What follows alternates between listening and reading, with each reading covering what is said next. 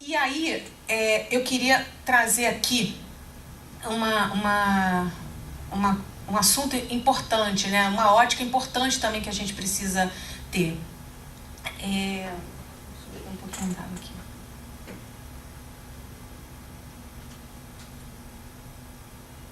Eu acho que a gente precisa, além de falar de métodos alternativos, não tratar mais os métodos fora a via judicial como métodos alternativos, e sim a gente partir para uma análise de adequação. É importantíssimo que a gente tenha uma análise de adequação. Quais os métodos, qual é o método mais adequado para lidar com aquele conflito em concreto?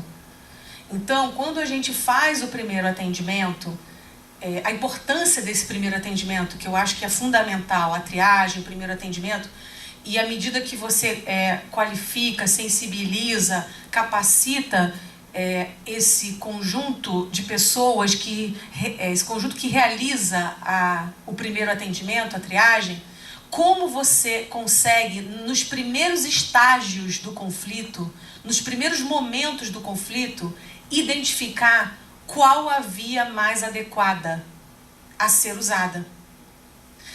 E dentro dessa via adequada, evidentemente, dentro daquilo que nós temos de possibilidade para oferecer para o atendimento. Evidentemente, respeitado a nossa realidade, nossa estrutura. Mas qual a via mais adequada? Será que a via mais adequada, em alguns momentos, a via judicial é a via mais adequada, sim, e necessária. Em outros momentos, ela não é a via adequada naquele momento em que o conflito está. Você pode se valer de outro mecanismo, de outro método, para lidar com o conflito naquele momento. Porque nós temos a vantagem de, por sermos a porta de entrada, a principal porta de entrada de acesso à justiça do hipossuficiente, e somos, o conflito nos chega primeiro.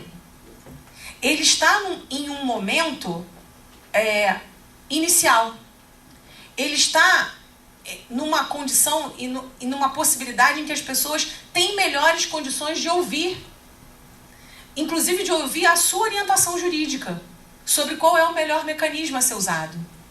Porque, querendo ou não, nós estamos numa sociedade que, por uma série de razões, por uma série de motivos, existe sim uma cultura e um entendimento de se procurar a via judicial. Então, por que o assistido chega dizendo que ele quer uma ação, que ele quer uma indenização, que ele quer um processo? Por quê?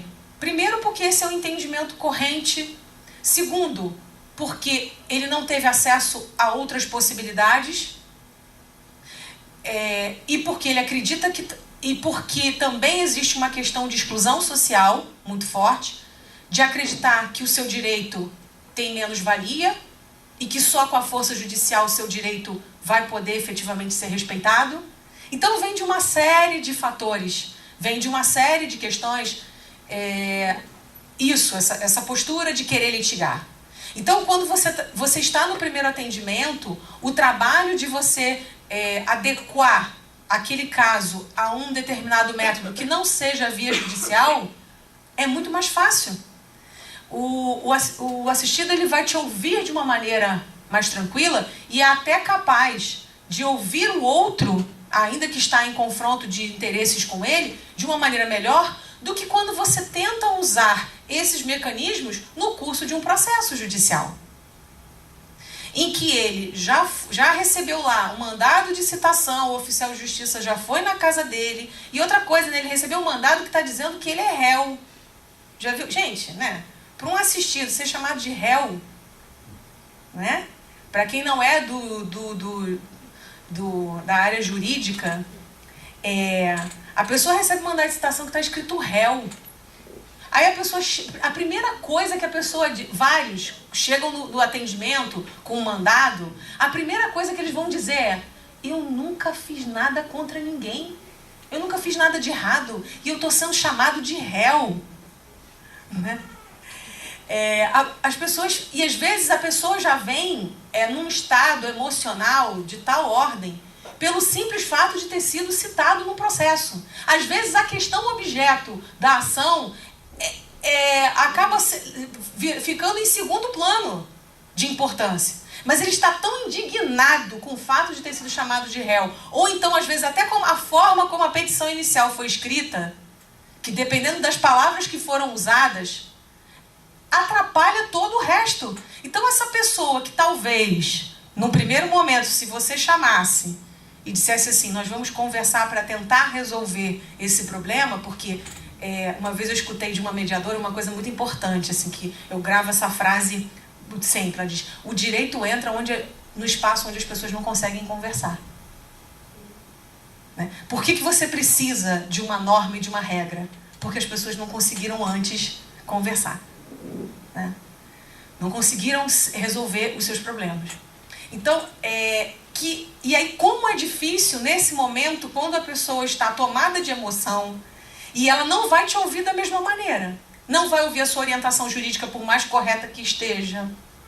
O seu aconselhamento para fazer um acordo vai ser muito mais difícil dessa pessoa entender o que você está dizendo. Então tem todos esses fatores que interferem. E aí eu trago assim, essa questão de você usar a adequação, né? A adequação do método.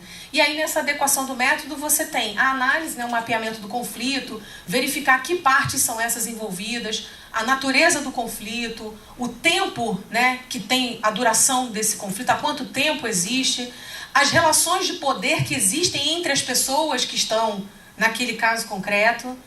Enfim, a análise para a adequação do método.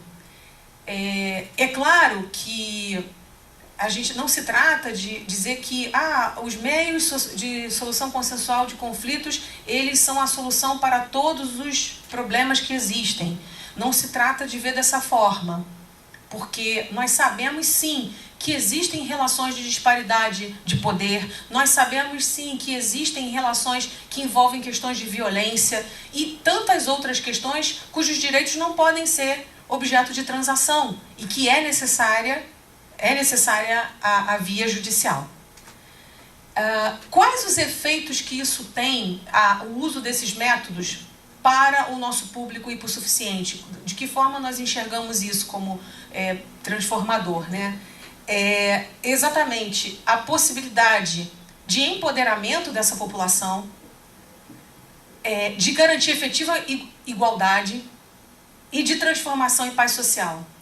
Porque no momento em que o defensor ele tem esse papel de oferecer a via do diálogo para que alguém consiga resolver os seus próprios problemas, e uma vez que essa pessoa consiga, com êxito, tratar de uma determinada questão por essa via, isso dá a esse indivíduo um sentimento e traz para uma responsabilidade, né, uma responsabilidade pelas suas próprias decisões, e traz para a consciência de um poder mesmo do seu lugar como cidadão, de efetivo exercício de cidadania de verdade. E é aí que a gente liga a chave de transformação social para essas pessoas que são invisíveis, né? E aí, uma coisa que a gente tem trabalhado muito em vários espaços na defensoria, e sempre com essa visão, e tentando construir isso, e é claro que isso não nasce do dia para a noite, isso é um trabalho constante de amadurecimento institucional permanente, que é exatamente a defensoria pública, né, como garantia de espaço público para discussão e implantação de políticas públicas. Então, fazendo até um link, né, com as palestras da manhã, em que a gente houve uma discussão a respeito, por exemplo, do papel das agências reguladoras, não como instituidor de política pública, mas como alguém que executa a política pública, né? E aí, eu fazendo um paralelo aqui com a defensoria pública, né? Como nós podemos, dentro da nossa atuação, criar esses espaços. Criar espaços em que a gente consiga, aproximando instituições, fazendo o papel de mediador, de conciliador, através de instituições, aproximando para a construção de diálogos em que se consiga tornar efetiva ou efetivas as políticas públicas e elas consigam efetivamente serem implantadas. E nós estamos, assim, na nossa atuação no dia a dia, nós estamos recheados de possibilidades e de questões que envolvem a execução de políticas públicas. E aí, eu trouxe aqui alguns exemplos de como isso está se dando lá na Defensoria no Rio. E aí, como é que foi, como é que está estruturada o nosso trabalho lá na coordenação? Essa coordenação, ela não é em si, ela ainda não existe a criação propriamente de um núcleo de mediação. O que existe, a coordenação, ela tem um papel de quê? De fomentar, planejar, coordenar ações para o uso de meios de solução consensual de conflitos em especial, a mediação na Defensoria do Rio de Janeiro. Então, a nossa ideia é pensar projetos, planejar e executar também esses projetos. Planejar, elaborar, sugerir aprimoramento de estrutura administrativa e organizacional para que os órgãos da Defensoria Pública tenham condições de fazer conciliação e mediação. Desenvolver capacitação em solução consensual de conflitos, então desenvolver mecanismos para capacitar de alguma forma os profissionais que atuam na instituição, traçar diretrizes, etapas e procedimentos para a solução extrajudicial de conflitos, de modo que a gente sirva também de um apoio técnico para que outros órgãos especializados, núcleos especializados, possam atuar em outras frentes extrajudiciais, além daquelas que eles já vêm realizando. Tá? E aí, aqui, eu fiz um elenco assim, de algumas atividades que nós estamos desenvolvendo lá.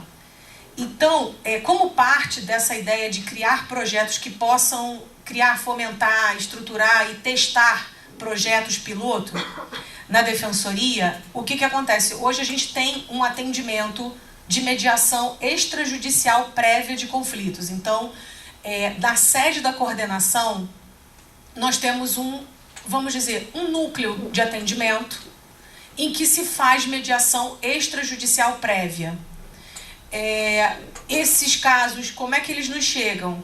Eles nos chegam encaminhados por núcleos de primeiro atendimento de diversos locais da Defensoria, diversos órgãos, núcleos especializados que podem também eventualmente encaminhar, dos conselhos tutelares e delegacias de polícia. Então, identificando lá, que são normalmente portas de entrada, o primeiro momento em que a pessoa procura algum auxílio para o atendimento de alguma questão específica. Então, nesse primeiro momento, nós entendemos que encaminhar para a mediação pode ser muito mais produtivo, o resultado pode ser muito mais efetivo do que, de repente, nos voltarmos para uma atuação para fazer mediação, por exemplo, de algum processo que está... Então, por isso, por uma questão de atuação estratégica mesmo, nossa, nós nos voltamos para esse campo, para a atuação extrajudicial prévia, ou seja, antes da existência de qualquer processo. E aí, nesse atendimento, a ideia é nós criarmos um formato de trabalho que possa ser replicado em outros órgãos de atuação, em outros núcleos de primeiro atendimento. Isso a gente já conseguiu fazer, nós já temos 2 núcleos, um na capital e um na Baixada Fluminense, que já estão fazendo no mesmo formato desse trabalho. Então, são núcleos que já tinham o seu atendimento normal, já faziam inclusive conciliação, e nós criamos salas específicas com um mediador capacitado para fazer mediação de casos que são identificados dentro daquele próprio atendimento ali. Então, o próprio defensor do primeiro atendimento já identificou, já encaminhou, e a mediação é feita ali mesmo no local, mais próximo de onde a pessoa já vai ser atendida mesmo, que é naquele núcleo de primeiro atendimento. E aí a ideia é que ao longo do tempo a gente consiga levar isso para outros órgãos de primeiro atendimento e, quem sabe, depois futuramente também para núcleos especializados terem serviços de mediação, vamos dizer assim, autônomos. A gente tem um trabalho, e aí o que é interessante aqui, só para vocês entenderem que tipos de casos chegam para a gente. Chegam casos de família, cível, e aí no cível envolve partilha, todas as questões, todos os conflitos que envolvam relações continuadas. Todos os conflitos que tenham relações continuadas, em que haja algum vínculo entre as pessoas e que a gente verifique que, de alguma forma, a mediação possa ser um instrumento para facilitar a negociação e, ao mesmo tempo, manter ou resgatar a convivência entre as pessoas. E aí isso abrange tanto família, civil, partilha, sucessões, cuidados com idosos. E a gente também tem recebido uma demanda interessante, alguns poucos casos, mas uma demanda interessante, casos que envolvem conflitos ligados a preconceito por raça, gênero ou religioso. Também alguns desses que são casos que vêm de núcleos especializados que tratam dessa matéria.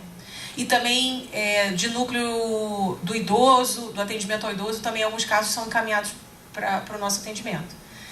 Nós fazemos também mediação nas escolas. Ano passado, nós atuamos fazendo mediação nas escolas, em algumas escolas ocupadas, naquele movimento de ocupação que aconteceu ano passado no estado do Rio de Janeiro, das escolas estaduais.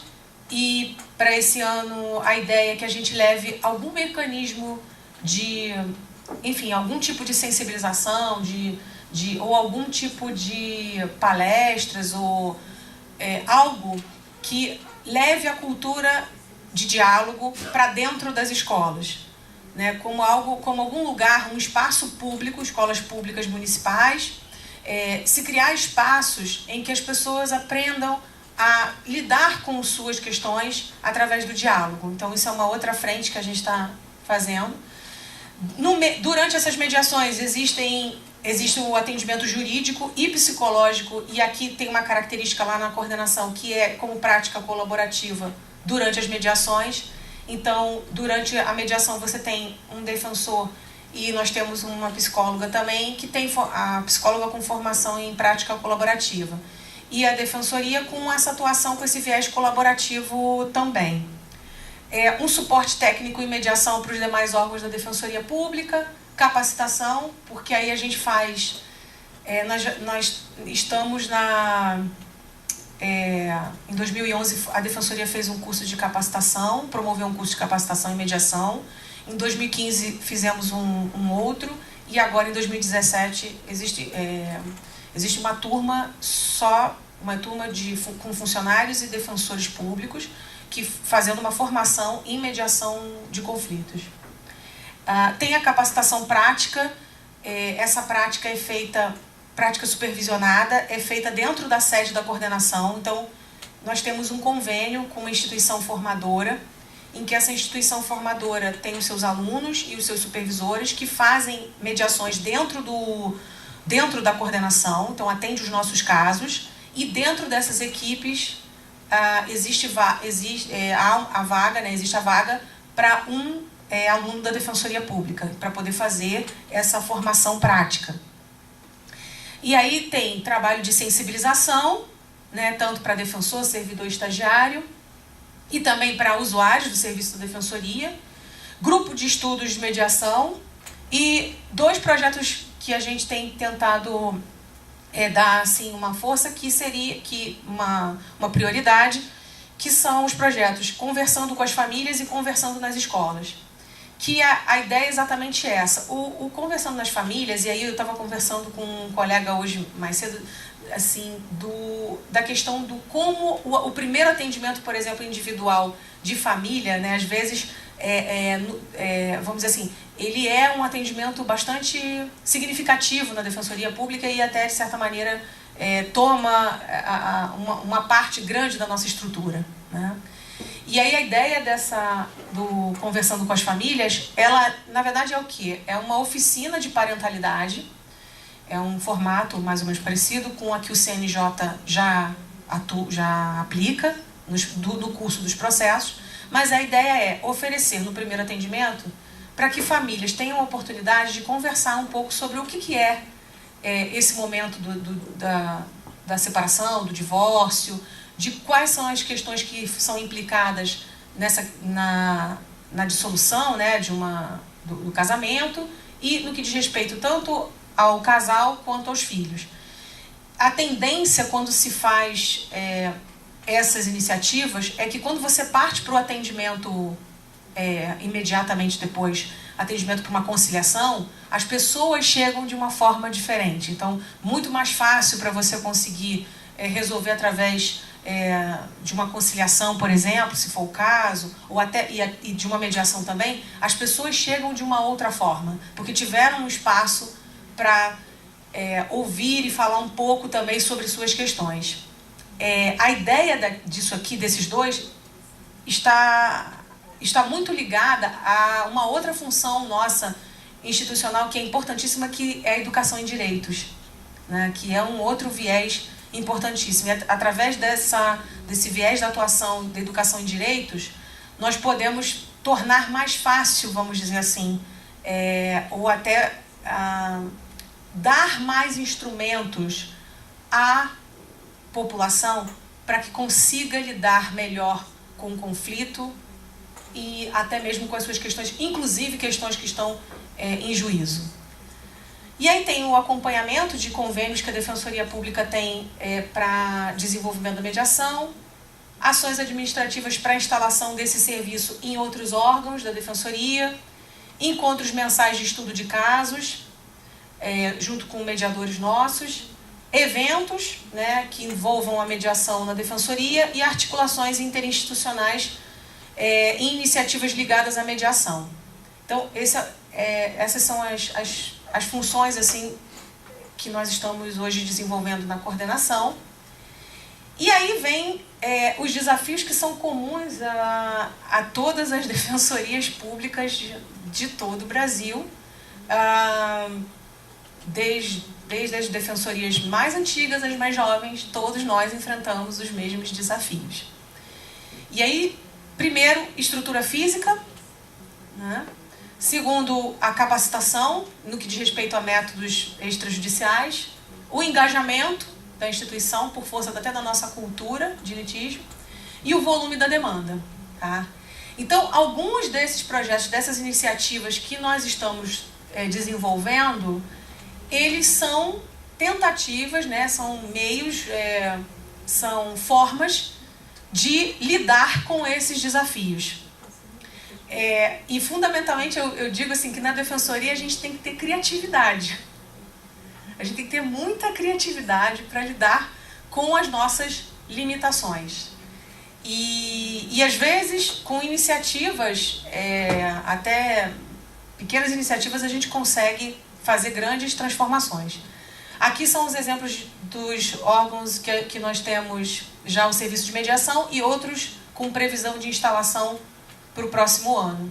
Para esse ano, até o final do ano, nós temos previsão para instalação em alguns desses órgãos, salas de mediação e de conciliação. Aí eu quis trazer também um pouquinho para vocês da atuação na fazenda pública e tutela coletiva, mais ligada à questão da saúde, que é a criação de Câmara de Resolução de Litígios de Saúde, que são convênios criados entre a Defensoria da União, Defensoria do Estado, Procuradoria do Estado, Procuradoria do Município e também Secretaria de Estado de Saúde, Secretaria Municipal de Saúde e... o que mais? Todos esses agentes, todos atuando em conjunto numa estrutura que se chama a Câmara de Resolução de Litígios, em que se tenta promover o atendimento em relação à demanda de prestação de serviço de saúde para evitar o ajuizamento de ações. Então, se criou um espaço em que todas essas instituições conseguem dialogar diretamente e ali encontrar, através da via administrativa, soluções para atender essa demanda. E quando isso não é possível, aí sim se parte para a demanda judicial. Então, o primeiro caminho é esse, é usado esse mecanismo. E isso está sendo replicado em outras comarcas. Isso é na comarca da capital, isso está sendo levado para outras comarcas. Também tem 2 projetos, e aqui eu destaco esse trabalho de construção, tanto com o SUS quanto com o Sistema Único de Assistência Social, um mapeamento não só das necessidades, não só do trabalho que já vem sendo desenvolvido pelos defensores, mas das necessidades mesmo de toda essa estrutura pública, desses órgãos públicos. Qual é a necessidade que existe e de modo a fazer um mapeamento dessa demanda num plano mais coletivo e preventivo, para evitar também demanda judicial. Aí tem a Câmara Administrativa de Solução de Conflitos, que hoje está tratando de questões que envolvem o particular e o serviço público, né, e a pessoa jurídica de direito público, e está relacionado, hoje em dia está tratando de casos da Secretaria Estadual de Saúde, de Educação. Então, questões ligadas à Secretaria Estadual de Educação, antes de serem tratadas pela via judicial, são encaminhadas para essa Câmara Administrativa.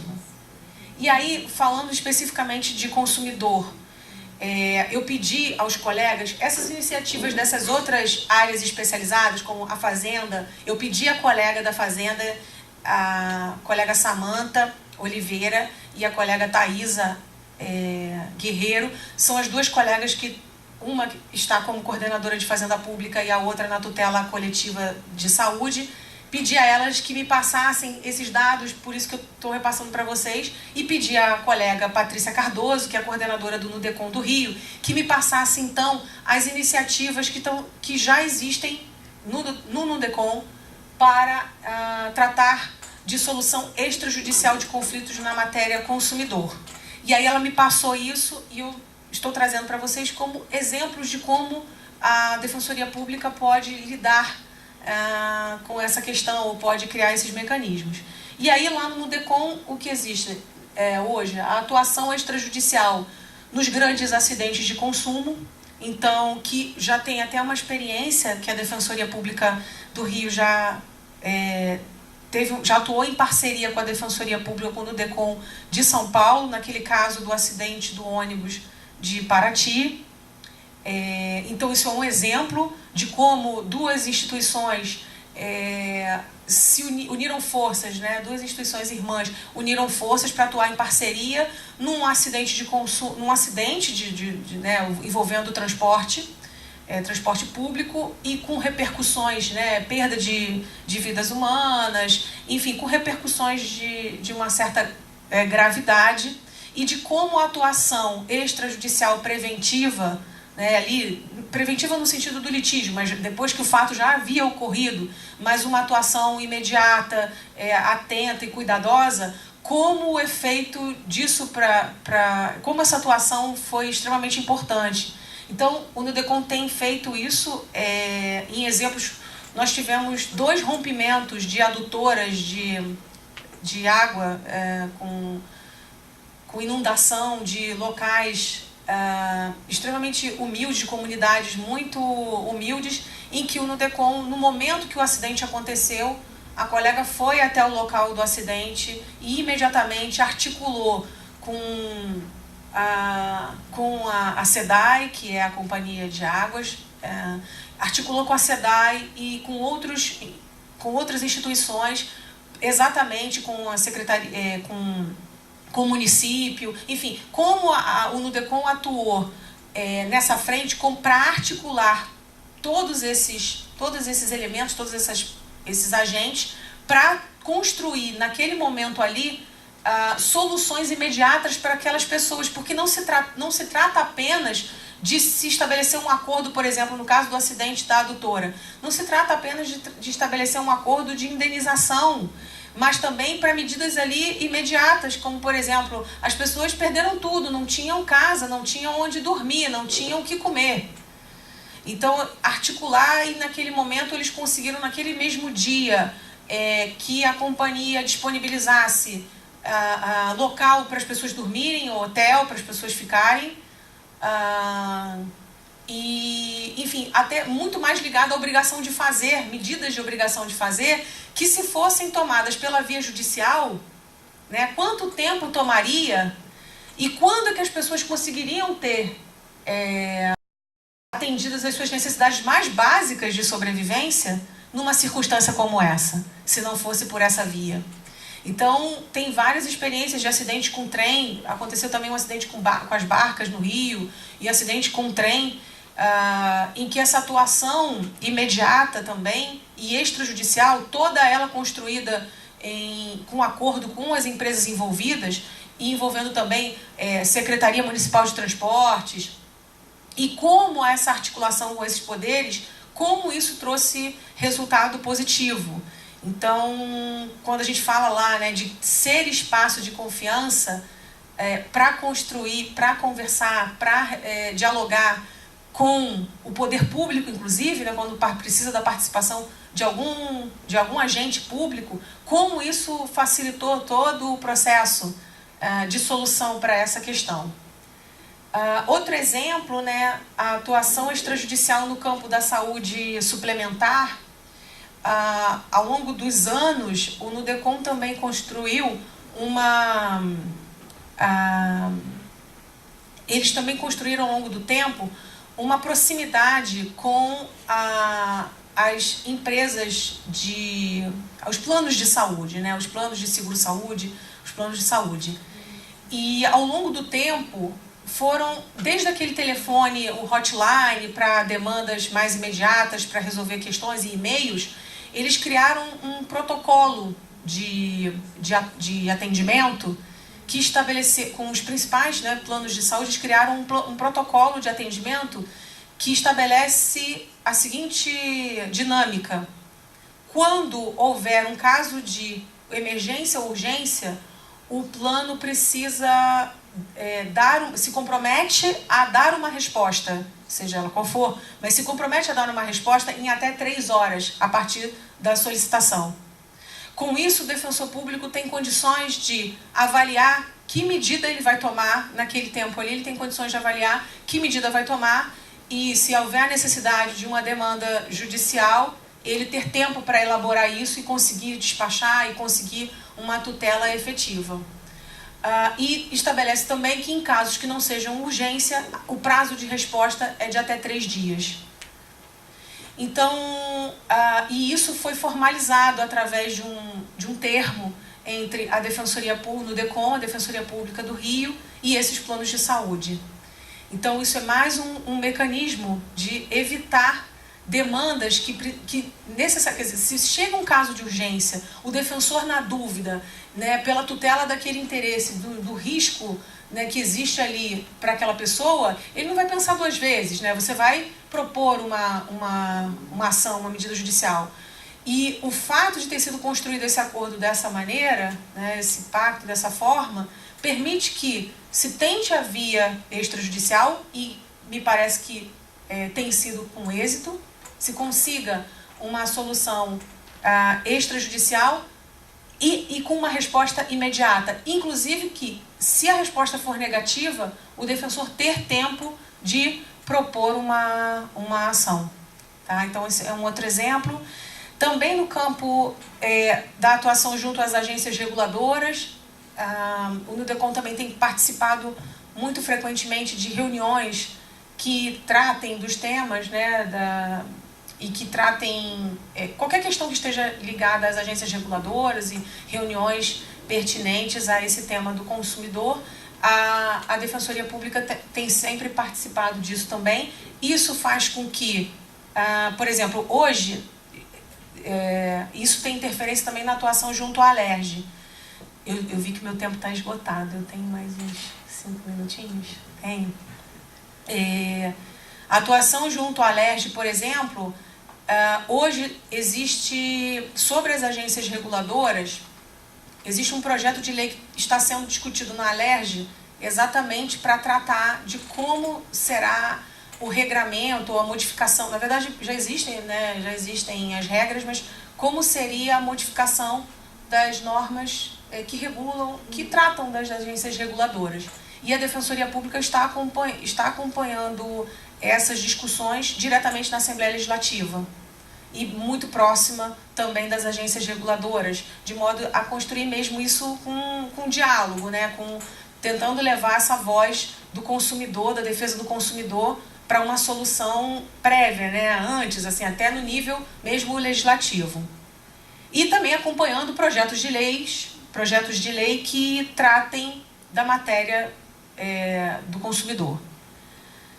No Rio, o Nudecom é gestor do consumidor.gov e tem atuação também na comissão de superendividados, que tem sido feito também um trabalho muito forte, não só em relação ao contato com os bancos para negociações dessas dívidas, como também o papel de educação em direitos, porque existe um forte tratamento dessas pessoas superendividadas que são encaminhadas para a Escola de Educação Financeira do Estado, que é uma escola que promove cursos voltados exatamente a essa conscientização e essa educação do consumidor diretamente vinculada à questão do crédito, do uso do crédito.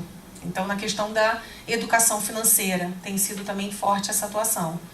E a atuação também extrajudicial perante as instituições financeiras, com a criação desses hotlines, contatos diretos por meio de e-mails, telefones, que permitem a negociação de dívidas diretamente com esses bancos e instituições financeiras.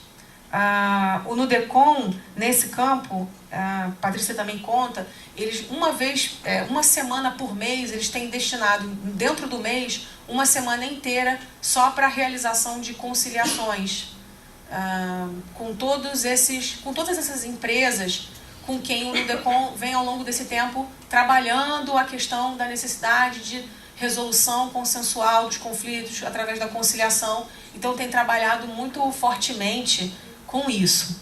E aí um dia eu estava conversando até com a Patrícia e disse assim, você não pensa de alguma forma, não sei, será que a gente cabe algum instrumento de mediação no atendimento da... E a gente chegou à conclusão, conversando com ela, eu falei, mas o bacana é que vocês conseguiram construir tanta coisa em termos de atuação extrajudicial e de conciliação e de negociação direta assistida, ou seja, vocês assistindo o consumidor e a empresa ali, né, por ser o representante, por ser o preposto, conseguindo dialogar tão diretamente bem que não está precisando nem de um terceiro para facilitar o diálogo, né? Não precisa nem desse terceiro para tornar isso possível, porque vocês já estão conseguindo fazer aquilo que eu digo para a Patrícia assim, aquilo que é o ideal, né, que a gente consiga no futuro efetivamente negociar, tratar de questões e de assuntos que sejam possíveis, né, assuntos que demandem questões que possam ser objeto de transação, mas que a gente consiga tratar disso diretamente, até sem a necessidade de outros mecanismos, né, através dessa construção contínua.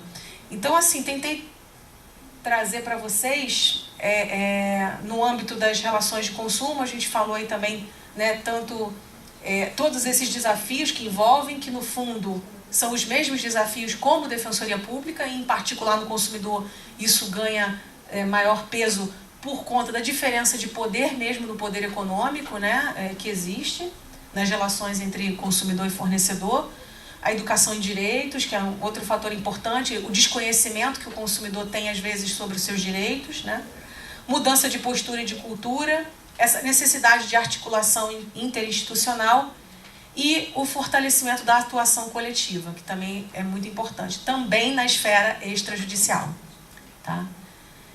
E aí, gente, eu termino assim a minha apresentação, já esgotei o tempo e tomei, né, um pouquinho mais do tempo para falar, mas eram tantas coisas, a gente se empolga com esse tema, porque a gente acredita que esse seja o futuro. E acreditem, ele pode estar mais perto, né? Um passinho de cada vez. Acho que a gente não pode desistir.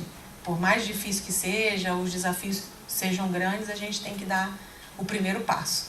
Tá bom? Obrigada, viu, pela atenção de todos.